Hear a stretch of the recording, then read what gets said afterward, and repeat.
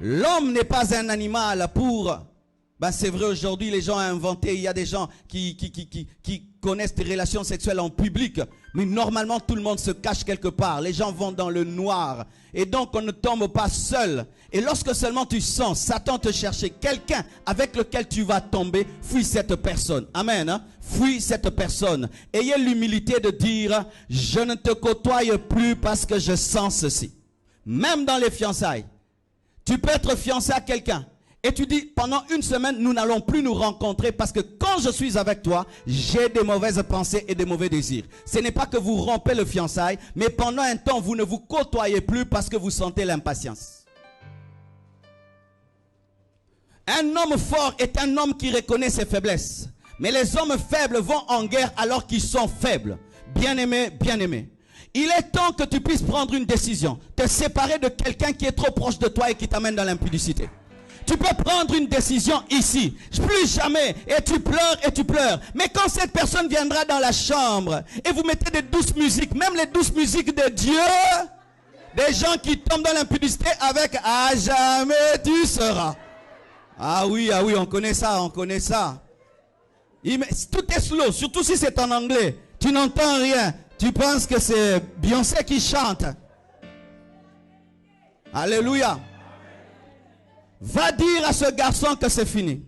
Va dire à cette fille que c'est fini. Pourquoi? Elle est trop proche de toi. Il faut qu'elle s'éloigne afin que tu développes ta spiritualité. Beaucoup vous prenez des décisions, vous tombez, vous avez une vie chrétienne en dents de scie. Pourquoi? Vous voulez abandonner l'impudicité en ayant des copains. Comment cela? Si tu abandonnes l'impudicité, tu dois éloigner de toi la personne qui te fait tomber dans l'impudicité. Mais vous dites que j'abandonne l'impudicité tout en ayant des copains. Non. Appelle-le. C'est fini. Écris-lui. C'est fini. Pourquoi? J'ai rencontré un homme. Jésus-Christ de Nazareth. Le roi des rois, le Seigneur des seigneurs. Le Dieu vivant, le Dieu parfait. Au départ, il va croire que tu l'abandonnes pour un autre homme. Il viendra vérifier, mais il va trouver personne autour de toi. Mais il va savoir que dans ton cœur, un changement a eu lieu. Alléluia. Tu vas dire, pasteur, tu parles seulement. Moi aussi, je l'ai fait. J'avais une copine et un jour, j'ai reçu Jésus-Christ et j'avais cette stratégie. Je suis venu lui dire, ce que nous faisons là, est-ce que ça plaît à Dieu? Et puis elle a dit, ça ne plaît pas à Dieu. Elle pensait que j'étais païen. J'ai dit, comme ça ne plaît pas à Dieu, nous arrêtons.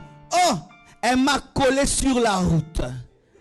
Elle dit, tu inventes au nom de Dieu, tu veux m'abandonner pour une autre fille. J'ai dit, ce n'est pas pour une autre fille. C'est pour Jésus-Christ de Nazareth. Toi, Marcelo, Jésus de Nazareth. Elle a pleuré, mais aujourd'hui elle est mariée.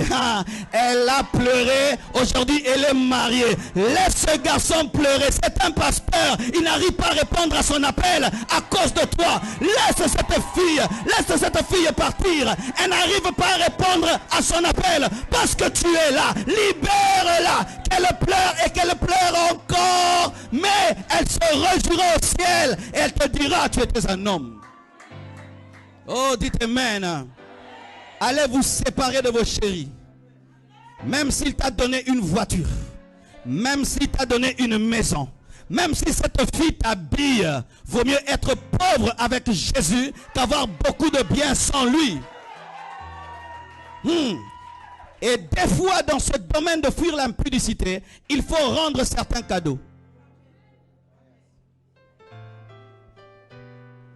Si le cadeau que la personne te donne te rappelle cette personne et cette personne utilise ce cadeau afin de te ramener près d'elle, dis-lui, toi et ton cadeau, je ne veux plus de vous. Ah oui, il n'y a pas de conversion sans sacrifice. Il n'y a pas de conversion sans sacrifice. Je dis, il n'y a point de conversion sans sacrifice. En notre temps, les gens se convertissent seulement, mais il n'y a pas de restitution. Tu sors avec le mari d'autrui. Il t'a logé. Tu dois sortir de cette maison. C'est ça, se convertir. Il t'a acheté une voiture, rends-lui sa voiture. Parce que cette voiture, c'est une voiture de prostitution et d'impudicité. Et même si tu donnes tes dîmes et tes offrandes à l'église, cela ne change pas ta vie. Parce que beaucoup de femmes qui sortent avec les maris d'autrui veulent cacher leur impudicité, leur adultère en amenant des offrandes à l'église. Bien-aimé, ton adultère reste l'adultère malgré tes offrandes. Sépare-toi de cet homme. Sépare-toi de ta lesbienne et de ton copain homosexuel. Séparez-vous. Sans cela, il n'y a point de sanctification. Dans la sanctification, on brise les alliances. Parce que lorsque tu veux fuir, tu dois mettre loin de toi ce qui te fait tomber. Sinon, il n'y aura point de sanctification. C'est pourquoi, bien-aimé, une vraie conversion, une vraie repentance amène toujours des larmes, des pleurs et des fois même le rejet et des fois l'abandon et pendant un temps, des fois la pauvreté. Je ne crois pas en cet évangile bonbon, biscuit, chocolat. Archi faux. Jésus-Christ a dit que étroit est le chemin qui mène au ciel. Mais aujourd'hui, on dit que grand est le chemin qui mène au ciel. Non, il est étroit. Il faudrait payer le prix. Et des fois sur ce chemin, il faut abandonner des personnes. Ton diable, ton démon, c'est ton copain.